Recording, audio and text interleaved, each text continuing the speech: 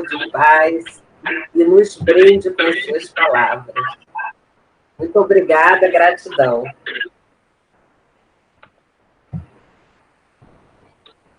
Não sei se já trocou, já trocou para mim? Acho que já, né? Pode falar, agora é com você. Tá, obrigado. Uma boa noite a todos e todas. Assim, uma honra ter recebido esse convite.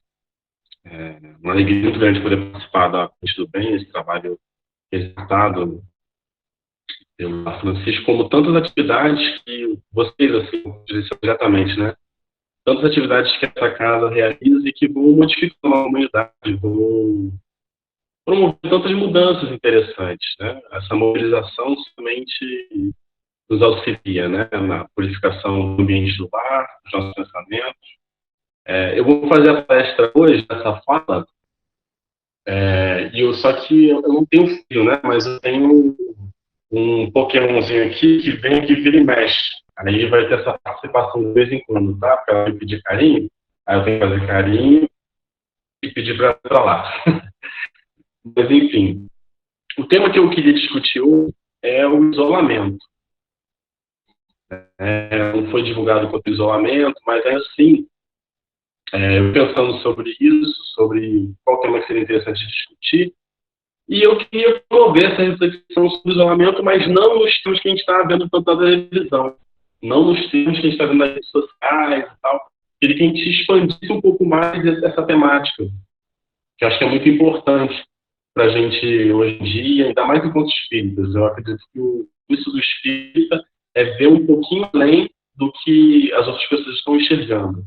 Acho que a gente deve aprofundar as discussões, né, com propriedade, ou buscando ter propriedade. Antes disso, eu preciso me apresentar. Meu nome é Mohanjo, como bem dito, sou egresso, eu venho do Centro Espírita Vicente de Paulo e trabalho na mocidade, assim, a minha vida toda, praticamente. Peguei na mocidade e logo em seguida passei a trabalhar na unidade, assim, por volta de 19 a 20 anos. E eu sempre preciso levantar a bandeira da necessidade do movimento de juventude ser atuante. As casas espíritas abrirem espaço para os jovens trabalharem, terem um espaço de comunhão dentro da casa espírita. E assim como essa palestra, as músicas acessam o nosso lar e modificam a nossa ambiência, mesmo aqueles que são mais novos e vão obrigados à casa espírita, é promovida uma modificação. São plantadas sementes que vão modificando os pensamentos, as energias, as ideias. Está travando o som? Acabei de ler que o som está travando. Eu não sei, eu estou só seguindo aqui.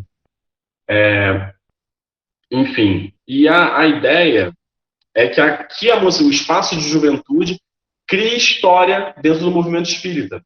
Pois os jovens que são jovens hoje serão os trabalhadores de amanhã. Se não há esse trabalho de juventude, de evangelização também, né, se não há isso, não é feita a história do movimento espírita, não é produzida essa história. Porque são criados intervalos e não há participação. Mas, enfim, feita essa propaganda, né, e essa apresentação, eu vou seguir direto para o tema, né? O início de 2020, a gente não pode dizer que foi fácil, que está sendo fácil. Quem imaginava, né, que a gente ia ter feito a virada de ano de 2019 para 2020 e que a gente teria feito nossos votos de virada de ano. Como, por exemplo, a minha família tem uma prática de ir à praia e fazer uma oração juntos, e fazer um rito de passagem, né? Um ritual, um encontro em que a gente ora e estabelece as nossas metas. É o nosso jeito de lidar com a mudança de um ano para o outro. Nós estabelecemos nossos objetivos para o ano e agradecemos pelo ano que passou. 2019, eu confesso, não foi um ano fácil para mim, foi um ano bem difícil. A despeito disso, eu tentei projetar para 2020 vários cenários, várias possibilidades para eu vivenciar esse ano, né? Para eu me modificar, para eu crescer, para eu melhorar. E daí o que acontece? Em qual cenário que eu iria imaginar que a gente está vivendo isso daqui? Como eu vi na entrevista esses dias do Wagner Moura, ele falou assim: em todos os cenários possíveis que eu pensei para 2020, em nenhum eu me via desinfetando um pacote de arroz. Em nenhum dos cenários. Em nenhum dos cenários eu iria imaginar que eu ia estar tendo que usar máscara, que eu ia ter que estar desinfetando a mão o tempo inteiro, sem ver minha família, sem ter contato com ninguém, eu moro só. Então, o isolamento, no meu caso, esse processo, sou eu sozinho. E tantas outras pessoas que vivenciam esse processo desse jeito. Então, quem que imaginar que em 2020 iria ter essa marca? Um processo que nenhuma outra geração teve. Na história da humanidade, a gente não teve esse tipo de vivência. Pelo menos não desse jeito. Né? Daí, o que é importante para a gente pensar? Nós, enquanto espíritas, a gente tem uma relação de ideal, de idealismo, de buscar objetivos de crescimento social, crescimento pessoal. Então, surge para a gente, como é muito comum, a fala direcionada ao jovem, e aí eu ainda me incluo, apesar de ter 30 anos, ainda me incluo como jovem dentro do movimento espírita, né? É muito comum a gente discutir as utopias. E a gente vai colocar aqui em dois polos, a utopia e a distopia. A utopia, como é bem conhecido pela gente, é aquele ideal, aquele universo, aquele mundo ideal em que diversos imperativos, diversos valores que nós temos, eles são encontrados. Então, por exemplo, a fome não existiria. A igualdade seria possível, a liberdade seria possível. Seria possível para uma cidadania plena, uma convivência familiar efetiva e por aí vai. Esse seria o ambiente da utopia. E por todos esses ideais, ele é tido como um lugar, uma circunstância, uma situação e que não seria possível, que não encontraríamos. A utopia seria esse lugar inexistente, na verdade, que, para nós espíritas, age muito mais como um norte, como um horizonte para a gente atuar. A gente retoma essa reflexão no final. Guardem essa reflexão utópica. Né? Em oposição, temos uma distopia. O que seria uma distopia?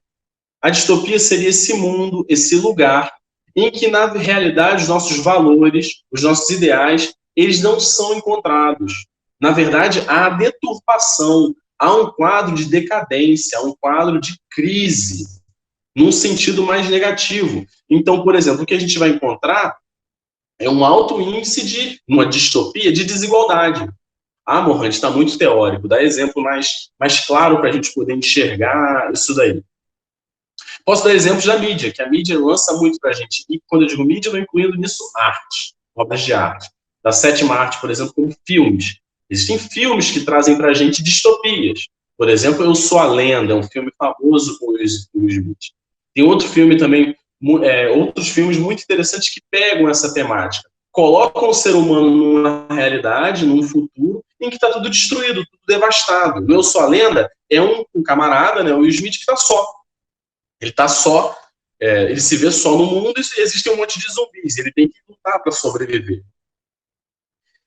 Um outro exemplo de distopia muito famosa é de uma série, né? Eu vou citar duas séries. Uma é Os Contos de Aia, Handmaid's Tale, que é o nome da série, em que é uma realidade, um mundo distópico e que assusta a gente, porque a todo tempo que nós assistimos a série parece muito parecido com a nossa realidade, só que extremado, ou seja, aumentado o cenário de desigualdade, de sofrimento, de dores, em que nesse cenário as mulheres são absolutamente execradas, né? São destruídas. Esse seria essa distopia do Handmaid's Tale, né? Um outro exemplo mais popular, que as pessoas conhecem mais, é do The Walking Dead, né? É aquela realidade em que os zumbis tomaram conta da Terra, em que, como a série retrata, houve algum evento que nós desconhecemos e os zumbis tomaram conta do planeta Terra e alguns poucos que não foram contaminados, alguns poucos que não são zumbis, estão lutando para sobreviver. Quando a gente pensa nesse cenário, nesses quadros distópicos, na hora vem a ideia de que, poxa, o ser humano vai se ajudar, né? Uma vez que os valores não são presentes, que esse cenário ideal, que um quadro ideal não é constatado, que o quadro é caótico, o ser humano vai ajudar um ao outro, né? Para quem assistiu a série The Walking Dead, e os outros exemplos que eu citei, de filmes, séries, distópicos, o que a gente encontra não é isso. O que a gente encontra, na verdade, é um homem destruindo o outro. São os homens se segregando ou apenas se agregando, se reunindo com objetivos. com os objetivos de sobrevivência e de destruição do outro. Então, um dialoga com o outro, o diálogo com o outro, ele é a partir não só da diferença, mas também da destruição, buscando se preservar, acreditando, crendo-se possível que a sua preservação vá vir através da destruição do outro. Então, por que eu estou falando isso tudo, né? Por que eu estou falando dessa realidade distópica? Porque uma realidade distópica, ela grita, ela faz emergir, vem salta aos nossos olhos os nossos valores. Os valores da nossa sociedade, os nossos valores enquanto seres humanos, eles gritam, né? As nossas questões mais profundas, elas são evidenciadas para a gente. Para a gente, ainda mais no diálogo em sociedade. Essa reflexão não é à toa. Não estou fazendo essa reflexão de orelhada na minha cabeça, não. Tiveram 2 experimentos de psicologia comportamental realizados nos Estados Unidos que são importantes para a gente pensar esse tema do isolamento. E aí, sigam o raciocínio comigo, né? Aqui não é presencial, que eu estou acostumado com interação maior, sempre perguntar e responder, mas na medida do possível eu vou tentar falar lentamente, deixando claras as informações, para ninguém se perder, né? Lidando com os recursos que a gente tem, que é dessa videochamada, essa videoconferência. São 2 experimentos. Um primeiro experimento, ele foi realizado na Universidade de Yale, há muitos anos atrás, muito mais de 60 anos atrás. O que foi que um grupo de pesquisadores fizeram? Né? O nome do pesquisador era até Milgram, era o nome. Ele pegou um grupo de alunos na universidade e separou esse grupo de alunos voluntários em 2 grupos. Então, um primeiro grupo seriam alunos e o segundo grupo seriam professores. Ele, assim, sorteou esses 2 grupos com esses 2 papéis, alunos e professores. Os professores, ele direcionou para uma sala separada. Quem quiser depois pesquisar sobre esse experimento, é bem interessante. Experimento de Milgram, M-I-L-G-R-A-M. Então, ele separou o grupo de professores, deixou numa sala isolada e dispensou os que tinham sido selecionados como estudantes. E dispensou. Para os professores, ele explicou o seguinte: olha, aqui temos esse monitor, em que temos várias opções. Nessas opções aqui, vocês vão dar choque nos alunos. Então, à medida que vocês realizam perguntas para os alunos, para os estudantes, e eles errem as perguntas, vocês podem dar choque nos alunos. Assim, eles vão aprendendo. E aí vem, né? No choque mais forte, tinha um aviso de cuidado, esse choque é muito forte, né? Poderia causar danos mais severos nos alunos. O que a gente imagina? Que cruel, que experimento cruel, né? No meu pensamento otimista, eu achei que, poxa, ninguém iria dar choque, nenhum professor vai fazer isso, né? Imagine, os professores que me escutam, imaginem esse experimento. Com esse teste, 65% das pessoas, dos alunos que estavam encarnando o papel de professor, 65% deles deram o choque mais forte nos alunos. Ou seja, 65% destes, quando tiveram esse poder e receberam os comandos do orientador, daquele professor que estava aplicando o teste, né, do pesquisador, 65% deles aplicou o choque mais intenso nos alunos, nos estudantes, que na verdade são iguais a eles, né, só não estavam passando pelo procedimento. E assim seguiu. Esse é o primeiro teste, esse primeiro experimento. Um outro experimento foi feito inspirado nesse, esse é mais famoso, é o experimento de aprisionamento de Stanford, em uma outra universidade dos Estados Unidos, lá em Stanford. O que foi que esse professor fez? Ele simulou uma prisão. Como que ele simulou uma prisão? Ele pegou um porão e estruturou-lhe celas e convidou alunos, novamente estudantes, para passar por esse teste, por esse outro experimento. E separou em 2 grupos. Um grupo de carcereiros e outro grupo de prisioneiros. Separou esses 2 grupos e mandou para casa. Quando mandou para casa, ele convidou policiais voluntários para prender os que seriam carcereiros. Vou explicar aos poucos, né? Então, 2 grupos, carcereiros e prisioneiros. Todo mundo foi para casa. Outro grupo de policiais, voluntariamente, para ajudar no experimento, prenderam os que eram prisioneiros e levaram para essa prisão simulada na universidade. E aí os carcereiros foram orientados, receberam ordens do professor que estava orientando o experimento, para que eles fossem cruéis com os prisioneiros.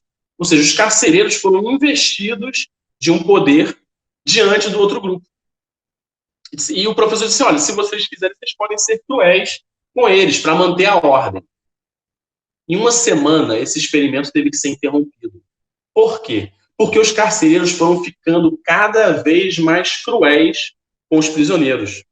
Tudo em ficção. Era tudo um experimento, nada daquilo é real. Todo mundo sabia que não era real, mas esse grupo de carcereiros foi ficando, a cada momento que se passava, mais violento, mais sádico, mais cruel com o outro grupo. Meu Deus, o pessoal do Lar Francês deve estar pensando, convidei esse menino para fazer uma palestra, para trazer energia boa, e ele só está contando caso ruim, né? Calma, pessoal do Lar Francisco, tem uma ponte com coisa boa,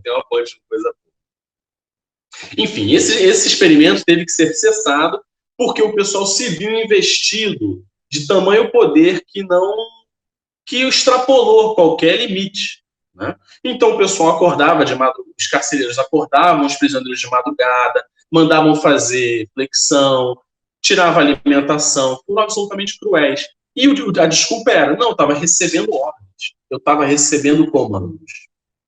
Ambos os experimentos são extremos, mas ali fez emergir a relação deles com a ordem.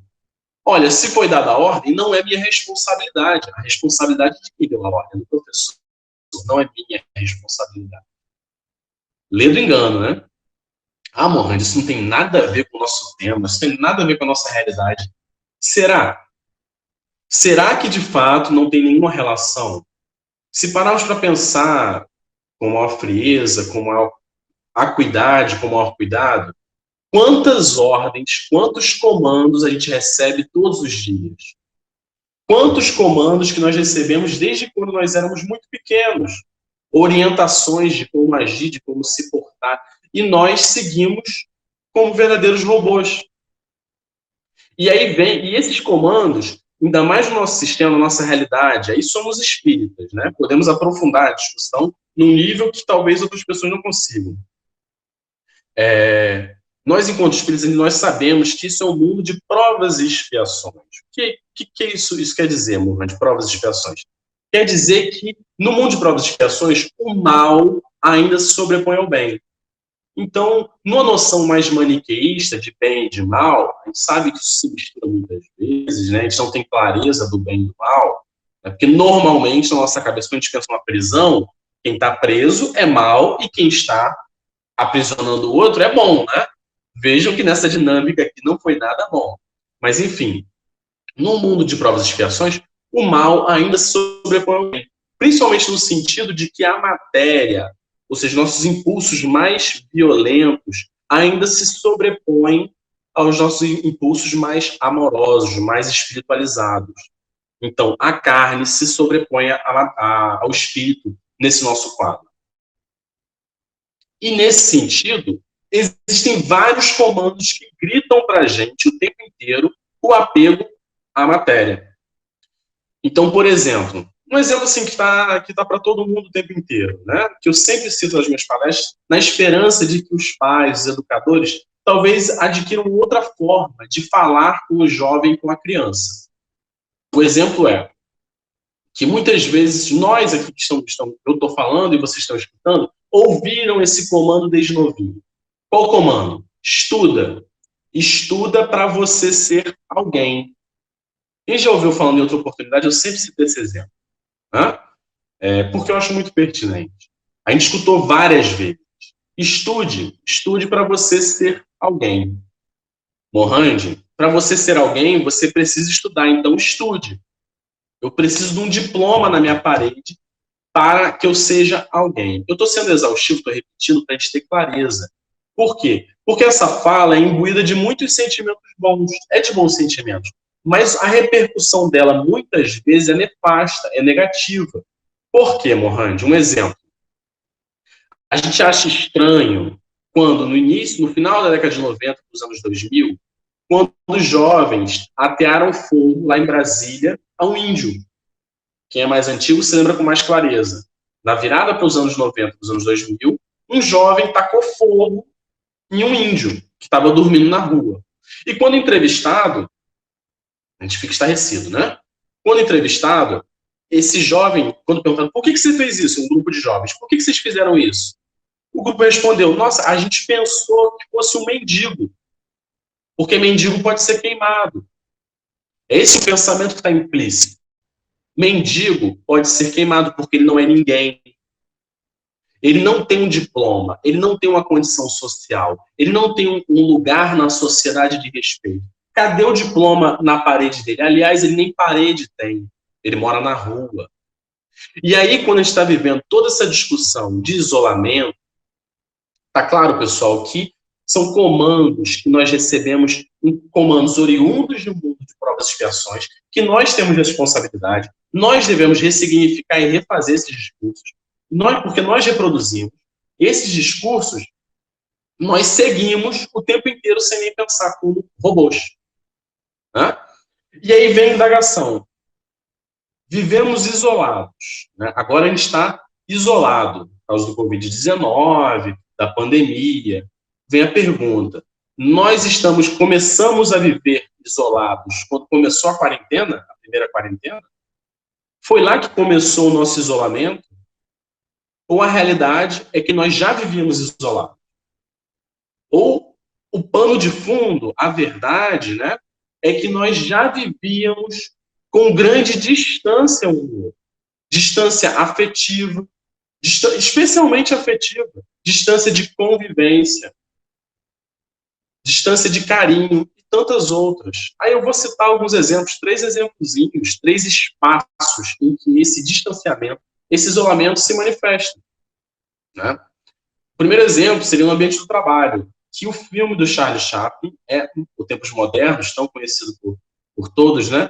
Ele é brilhante ao expressar como é a nossa relação com o trabalho. Uma relação de fim em si mesmo. Eu vou para o trabalho, eu entro, faço o meu trabalho, aperto o meu parafuso, no meio do caminho eu fofoco um pouquinho com quem estiver lá, vivencio um pouco de caos e vou embora. Eu não nutro afeto algum com o grupo que está ali, eu não estabeleço relações profundas ou de transformação com o próprio ambiente de trabalho, eu não proporciono outras visões diante daquele ambiente, eu sou absolutamente inerte, isolado. Eu entro, faço o meu e vou embora. Por vários motivos. Dá trabalho trabalhar de forma diferente. Exige muita energia da gente tentar estar no ambiente de trabalho sem estar isolado. Tá? Demanda da gente exercer muito mais afeto. E aí eu me vem aqui à mente um filme bem indigesto. Um filme bem difícil de assistir, que está no Netflix. Aí é uma dica para o pessoal que gosta de filme mais bruto. No final da palestra, eu vou indicar filmes mais suaves, tá? Para o pessoal. Eu tenho um gosto mais bruto, mais amargo, digamos assim, mais doído. Tem um filme na Netflix que se chama O Poço. A premissa do Poço é uma prisão numa estrutura de um andar em cima do outro, uma prisão vertical, e o camarada ele acorda nesse poço, nessa prisão, e ele tem um camarada de cela, ele tem um amigo de cela. Não vou contar muito do filme, né? E esse amigo de cela começa a explicar para ele, é logo o início do filme isso, começa a explicar para ele como que é a vida naquela prisão. E ele indaga, não, mas tem um pessoal ali embaixo, e tem um pessoal aqui em cima, né? Porque tem um buraco que dá para ver em cima e embaixo. Ou seja, os andares de cima e embaixo são comunicados por uma plataforma que vai atravessando. E ele pensa, não, a gente pode se ajudar. Ele começa a tentar conversar com o pessoal que está acima. Aí o colega dele, de cela, fala para ele, ei, deixa de ser doido. Aqui é simples. Os de cima não ligam para os que estão embaixo. E assim se vive. Quem está em cima não liga para quem está embaixo. Aí ele pensa, então, vou conversar com os de baixo. Aí ele pega e começa a conversar com os de baixo. Logo o colega diz, você é louco? Os de baixo nada podem nos oferecer. Por quê? Porque nós estamos em cima. isso não representa uma metáfora. Isso é só o início do filme, tá, pessoal?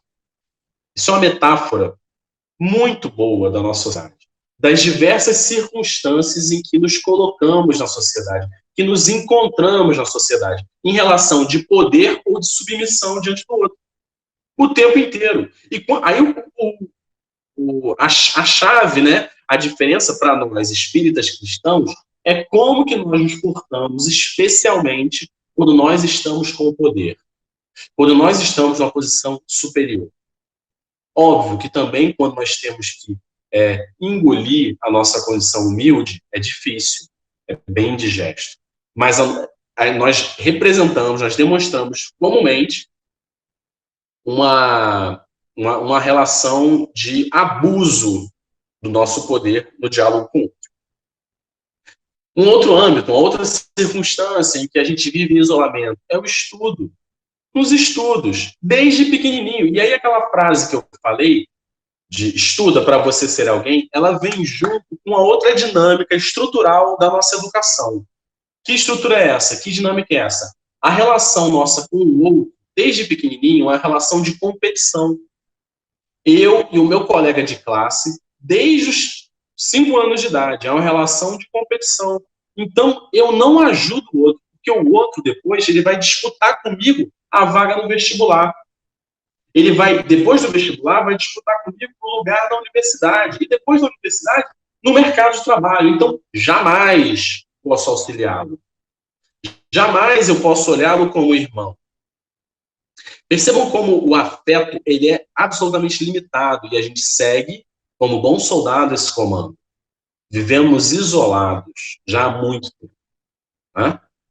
Uma última situação é no âmbito da família. A gente vivencia isolamentos já há muito tempo na família, cada um no seu cômodo. E aí é importante eu deixar claro que eu, enquanto espírita, eu conheço razoavelmente o movimento espírita, transito razoavelmente dentro do movimento espírita. E a gente sabe que o movimento espírita é majoritariamente constituído pela classe média. Então, a estrutura, o lar, a casa de uma classe média, normalmente comporta mais de um cômodo. Então, toda essa discussão que eu estou levantando aqui, a gente tem que se lembrar que talvez sejamos um pouco alheios, estejamos isolados da realidade de periferia, da realidade dos nossos irmãos que têm pouca condição financeira, que muitas vezes convivem 7, 8 pessoas em um cômodo só. Em um cômodo só. Então, as vidas se atravessam de formas diferentes nesse espaço. Muitas vezes, um casal tem de ter relações sexuais no mesmo ambiente em que tem os seus filhos ali. Como organizar essa vida é algo muito difícil. Algo que eu, como classe média, tenho dificuldade de compreender. E daí eu tenho que fazer um esforço afetuoso e empático, ter empatia com o meu irmão. Não numa postura pedante, mas sim uma postura empática, aberto para essa outra realidade. E aí, voltando para o nosso contexto de família classe média, eu digo nosso contexto porque a maioria do movimento espírita é classe média, por mais que muitos não tenham uma renda muito alta, mas poucos vivem nesse contexto que eu falei. Um cômodo, várias pessoas. E ainda tendo essa outra possibilidade, essa outra dinâmica familiar, tem espaço, né? Ainda dentro da casa, isolados, né, em isolamento social, temos espaços, e aí cada um vive num canto. É o filho no celular num canto, o pai no outro canto, a mãe fazendo sei lá o quê, ou é só uma mãe, famílias monoparentais, né? Com só a mãe, só o pai, e várias dinâmicas, avós, mas cada um com uma música que ficou famosa há uns anos atrás, indicando a minha idade, né? Cada um no seu quadrado, né? Cada um vivenciando a sua própria vida sem ter interface com a vida do outro. Logo no início do isolamento, da quarentena, eu vi uma publicação engraçada que o camarada dizia assim: comecei a quarentena e comecei a ter que conversar com minha esposa. Pessoa legal, essa pessoa, acabei de descobrir que ela é gente boa.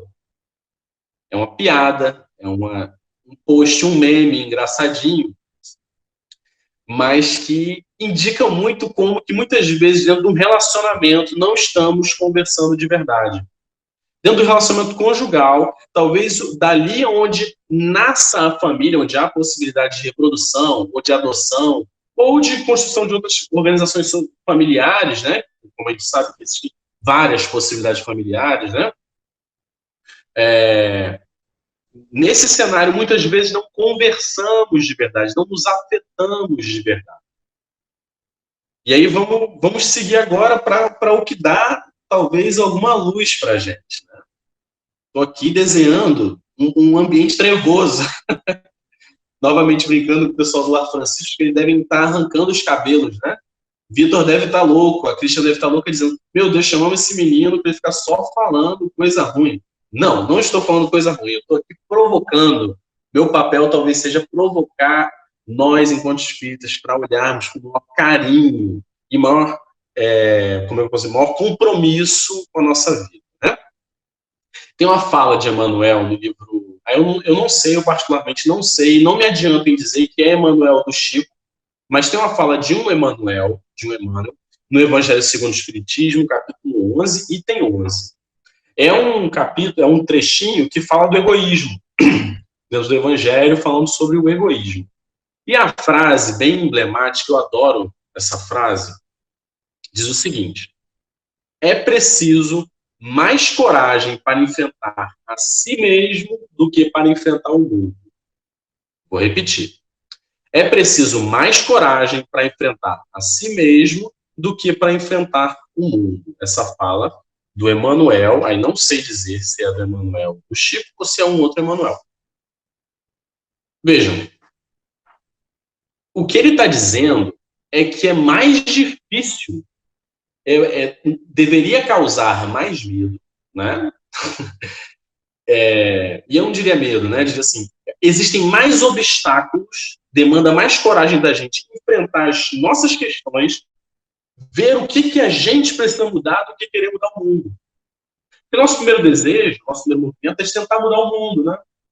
Não infantil, ingênuo, achando que o mundo vai mudar a nossa vontade. Porque eu dobrei meus joelhos no chão e orei, Deus, o Senhor dos Exércitos, vai pegar e vai transformar a realidade em meu favor.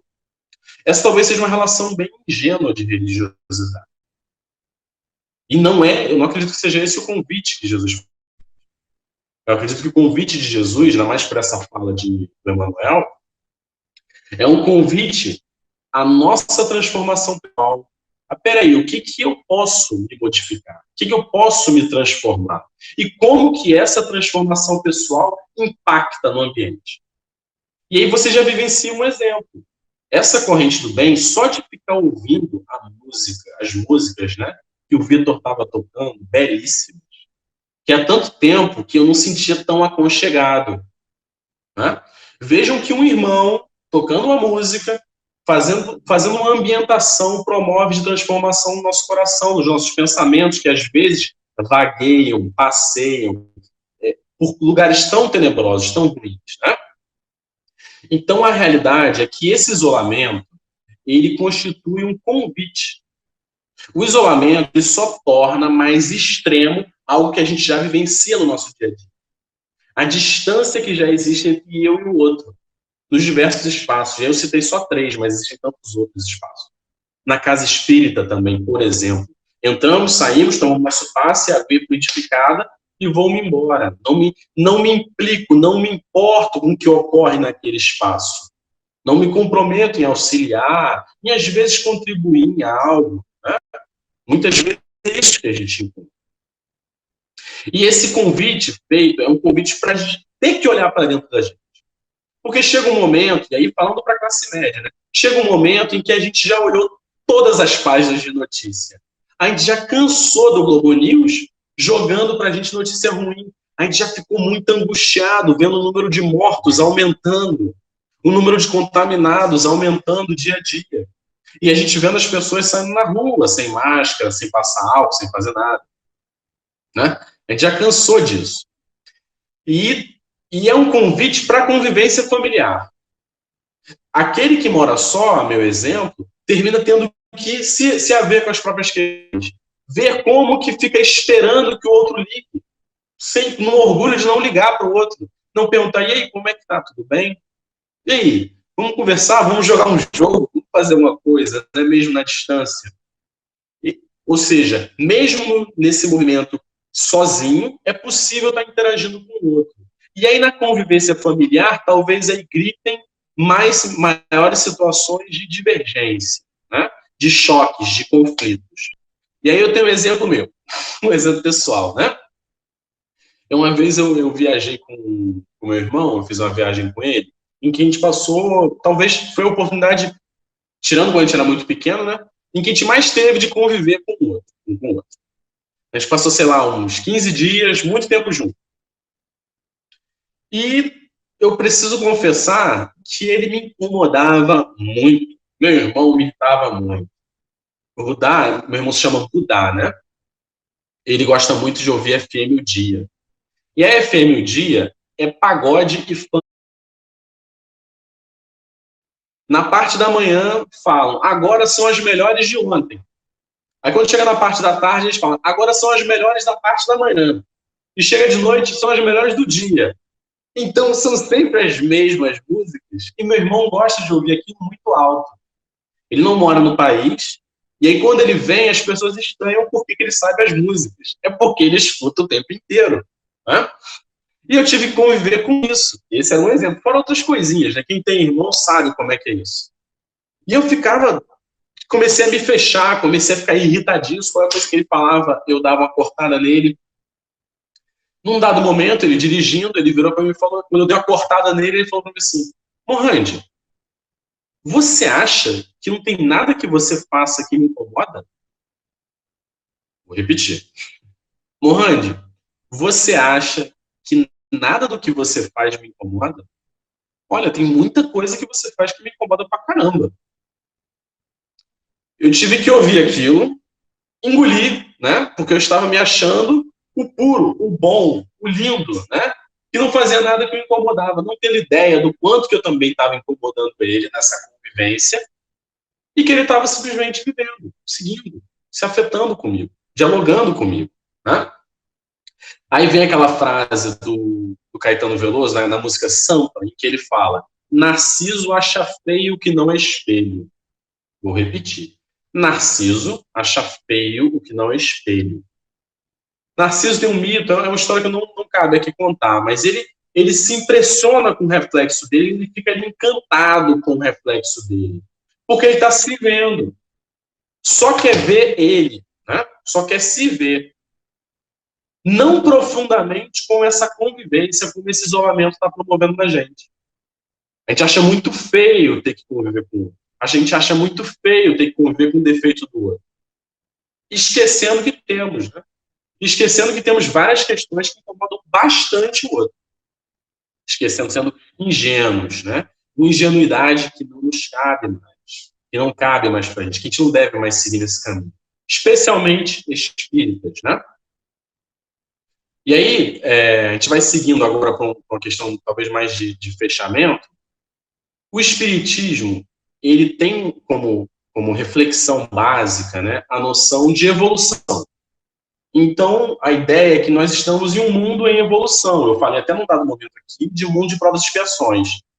Nós descortinamos, enxergamos no horizonte a mudança para um mundo de regeneração, que seria um próximo estágio, em que o bem e o mal eles começam a se igualar, né? Ou seja, a noção de evolução, de melhora, está ocorrendo o tempo inteiro. E aí a gente fica assustado, né? Porque assim que começou o isolamento, a gente começou a sentir e a enxergar o egoísmo do homem gritando. O primeiro movimento, quando disseram que álcool gel era importante, era cada um correndo para o supermercado e que comprasse mais caixas de álcool em gel ou de papel higiênico. A pessoa vai ficar em casa, ela pode tomar banho, mas a gente comprou um monte de papel higiênico, sem ter o menor sentido, né? E aí vejo que eu me incluo a gente, porque eu também tenho e tive várias condutas egoístas. Ninguém tá livre disso, né? Mundo de provas e expiações e espírito de provas e expiações. Não vamos nos colocar fora desse mundo, nós estamos dentro desse mundo. E aí bate na gente uma sensação pessimista. Mas peraí, o espiritismo fala que tem uma evolução. Não fala tanto de uma evolução. Como é que eu vejo o tempo inteiro o ser humano se destruindo, um destruindo ao outro? Né? Cada um pensando no próprio umbigo. É o The Walking Dead do álcool. É isso que a gente está vendo, né? Do álcool 70. Kardec, na questão 784 do Livro dos Espíritos, é uma questão muito legal. É lá na lei de progresso. No Livro dos Espíritos tem várias leis, né? Lá nas leis morais tem várias leis. Uma delas é a lei de progresso. Kardec, na 784, parece que ele está falando hoje em dia. A pergunta que ele faz aos espíritos parece que foi feita agora, depois do pronunciamento do presidente. Kardec, ele fala assim: olha, o que você está falando é que a gente está evoluindo o tempo inteiro. Né? Tá ocorrendo a evolução. Mas não parece que, pelo menos do ponto de vista moral, a gente está recuando? Não está parecendo isso? Kardec pergunta isso em 1857. A pergunta dele é: do ponto de vista moral, a gente não está numa decadência? Porque, vejam, pessoal, do ponto de vista intelectual, tanto lá naquela época como hoje em dia, não há discussão. Vejam, a gente está fazendo uma videochamada. Eu estou transmitindo aqui com vocês, lá Francisco, eles estão fazendo ambientação, estão produzindo, tem um servidor, tem no YouTube, Facebook. Vejam como, do ponto de vista tecnológico, intelectual, a nossa evolução é indiscutível. Mas do ponto de vista moral? Do ponto de vista moral também tem ocorrido a evolução. E os espíritos respondem exatamente isso. Kardec, eles não dizem Kardec, né? Mas falam assim: olha, enganas-te, você está se enganando. Que na verdade você está olhando um pequeno recorte. Quando, se você olhar o todo, você vai ver que tem muito avanço. Pessoal, há pouco tempo atrás a gente conviveu com a escravidão. Há pouco tempo atrás a gente discutia se as pessoas negras tinham alma ou não, se o índio tinha alma ou não. Há pouco tempo atrás era normal, era tido como dentro da norma, correto, ser racista, discriminar alguém que fosse negro. Percebem o salto evolutivo, salto esse que não é dado do nada. Demandou muito trabalho, demanda muito esforço. Então, a ingenuidade nossa diante da reflexão da evolução, ela não pode ser ao ponto de a gente achar que vai ser magicamente que depois da Covid o mundo vai amanhecer lindo. Que porque eu votei em X ou Y, o mundo é melhor ou pior. Não. A transformação, esse progresso, ele se opera mediante um trabalho executado por cada indivíduo, que se reúne com outros, que cria coletivos, que se afeta com os outros e busca transformar esse mundo. Né? Ah, isso é fácil? Não, demanda muito trabalho. Para quem trabalha com grupos, para quem está convivendo, vocês estão sentindo a convivência, estão percebendo que não é mole. Né? E aí vem a esperança. Né? O exemplo que eu dei lá do teste de Milgram, eu falei que 65% deu choque mais forte. Peraí, teve 35% que não deu. Né? Quase a metade, o que é um número para a gente vigiar, não foi cruel, né? Hoje em dia, teve gente que correu para fazer estoque de álcool em gel. Teve gente que se organizou para fazer essa corrente do bem. Teve gente que, como eu assisti a palestra, convidou Alan Filho para fazer essa conexão. Tiveram grupos que se organizaram para fazer campanha do quilo. Teve gente que continuou pagando o salário da empregada, a diária da empregada, ou o serviço do fisioterapeuta, do psicólogo, diversas profissões de autônomos, que continuou pagando num acordo, numa flexibilização, pensando no outro, tendo afeto pelo outro, buscando não ter uma noção egoísta, mas sim mais altruísta, mais solidária. Então existe sim a transformação sendo operada. Só que ela não vai passar no Jornal Nacional.